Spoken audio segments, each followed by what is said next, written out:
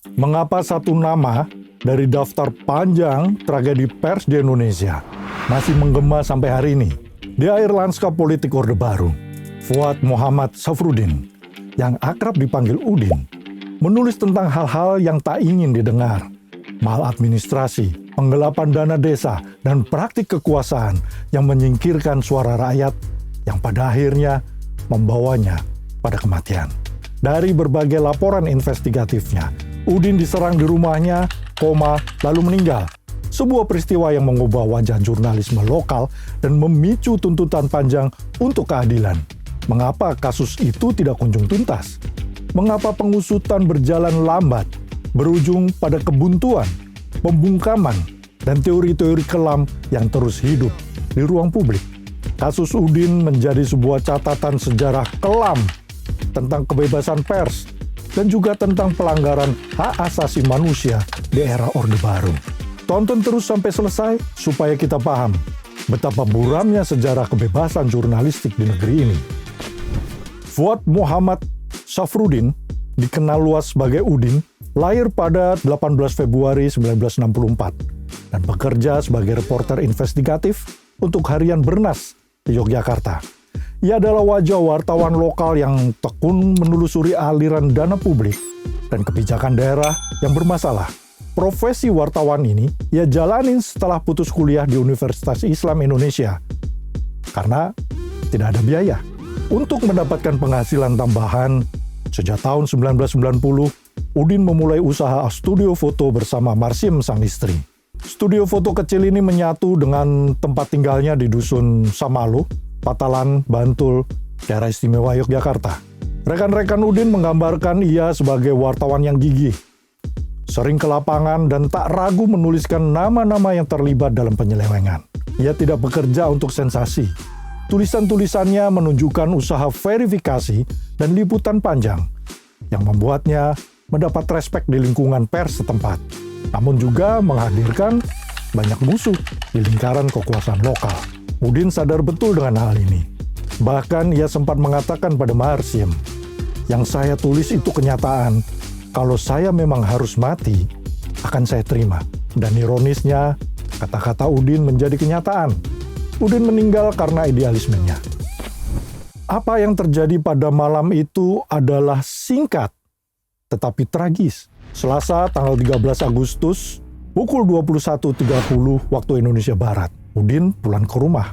1 jam kemudian, pukul 22.30, 2 orang mendatangi rumahnya dan dibukakan oleh Marsim. Kedua orang tersebut akan menitipkan motornya yang rusak, sambil menunjukkan besi berwarna putih sebagai bagian dari motornya yang rusak.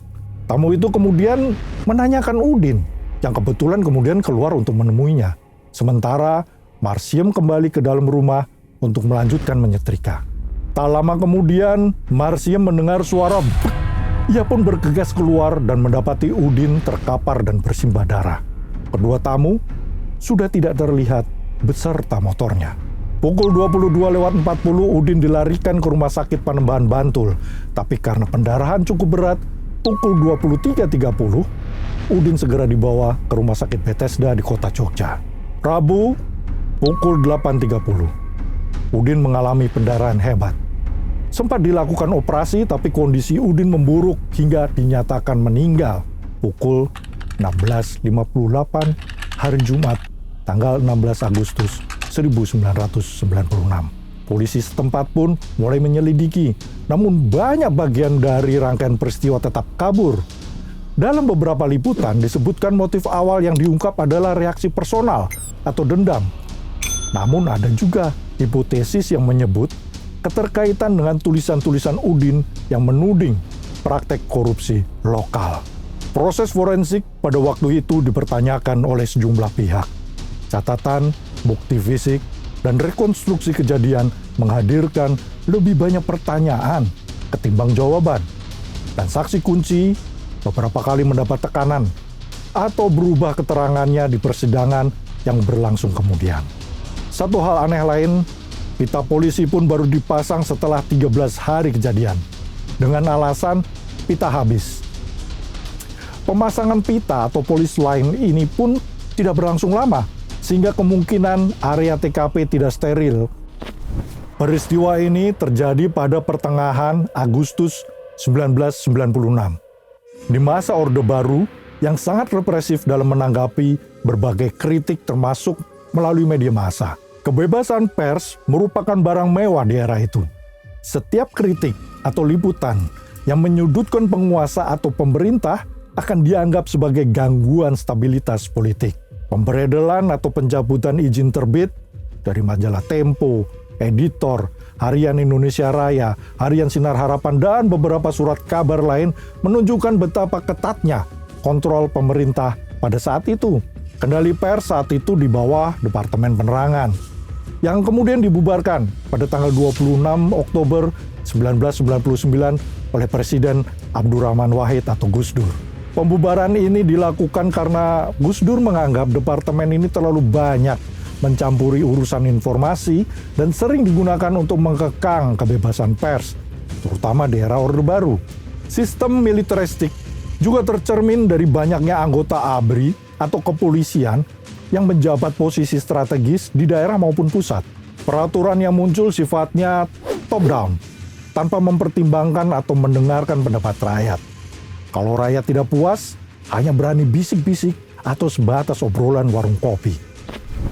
Menggali mengapa kasus ini terjadi, berarti menelusuri jaringan motif yang kemungkinan tumpang tindih. Udin yang dikenal kritis dan berani, banyak mengangkat laporan jurnalisme investigatif yang berkaitan dengan penyimpangan pelaksanaan pemerintah daerah, khususnya di Kabupaten Bantul. Tema yang ditulis beragam. Salah satunya adalah dugaan suap dan korupsi dalam suksesi Bupati Bantul Sri Roso Sudarmo. Berita-berita inilah yang belakangan diyakini sebagai penyebab kematian Udin. Pada 15 Mei 1996, Udin menulis tentang pencalonan Bupati Bantul dengan judul "Banyak Invisible Hand Mempengaruhi Pencalonan". Kemudian pada tanggal 29 Mei 1996, dia juga menulis berita dengan judul "DPRD Bantul Terima Surat Kaleng". Berita itu menjelaskan bahwa salah satu calon dikabarkan memberi bantuan sebesar 1 miliar.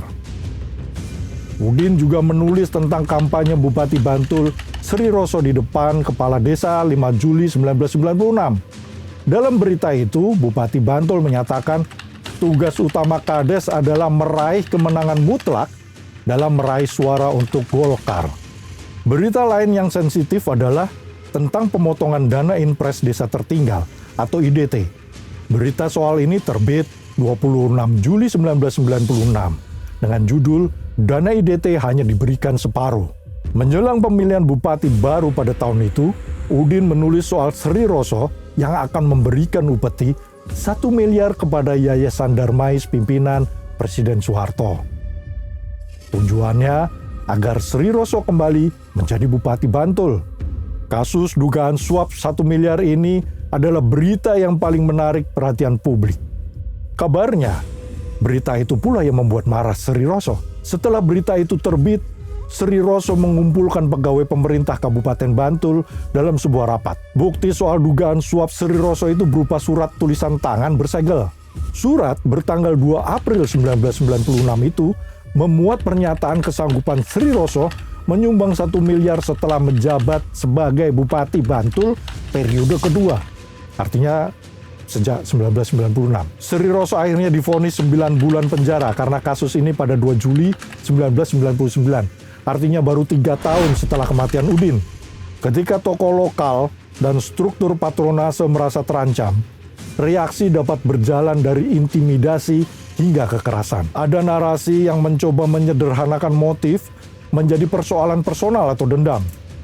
Hingga ada teori perselingkuhan yang pernah beredar. Namun sejumlah organisasi pers dan laporan independen menekankan bahwa pola ancaman dan kebisuan institusi menunjukkan motif yang lebih struktural, yaitu upaya menutup mulut wartawan yang merepotkan. Bagaimana kasus ini ditangani mengungkap banyak keganjilan. Penyelidikan awal dinilai lamban. Bukti penting tidak tersimpan atau tidak dipublikasikan, dan saksi kunci mengalami tekanan sehingga keterangannya berubah. Langkah-langkah hukum yang diharapkan mengarah pada pengungkapan malah berujung pada kebuntuan yang berulang. Independensi polisi dalam proses ini juga dipertanyakan sejak awal.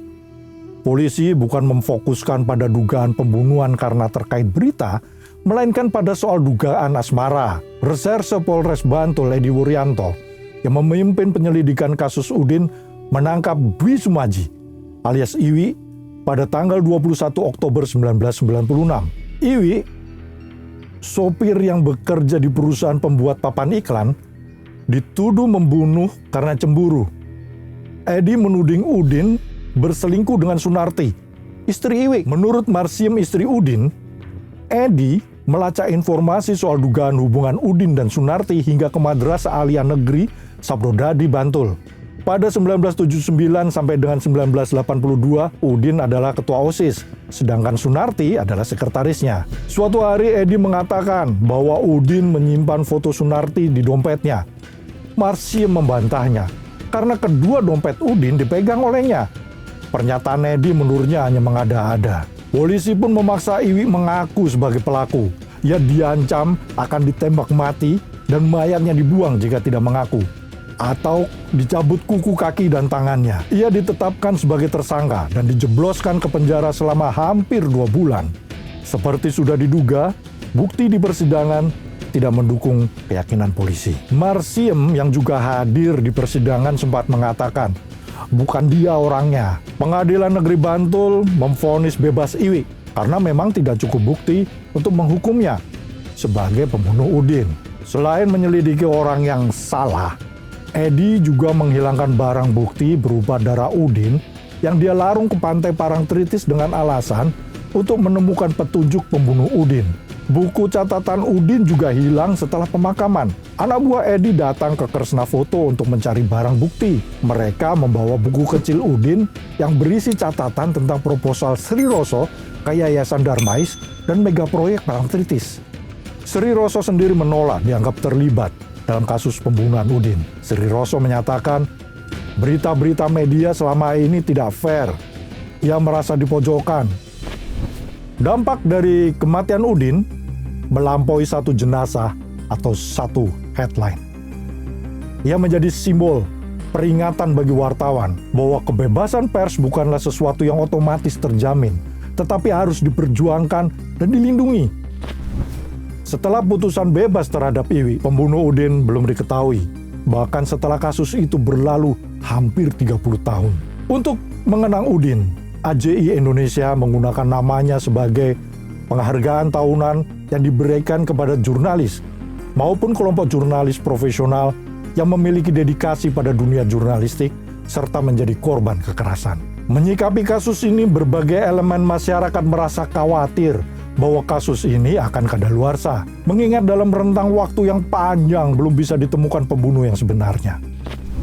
Kasus Fuad Muhammad Safrudin Udin tidak hanya menuntut jawaban tentang siapa yang bertanggung jawab.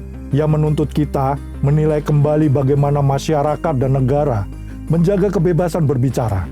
Ketika suara yang menyingkap kebenaran dibungkam, kita semua kehilangan bagian dari kemampuan kolektif untuk menuntut akuntabilitas. Kasus ini juga mengantar kita pada potongan kelam sejarah kebebasan berpendapat di masa Orde Baru. Semoga tidak ada kasus Udin lain di negeri ini. Salam.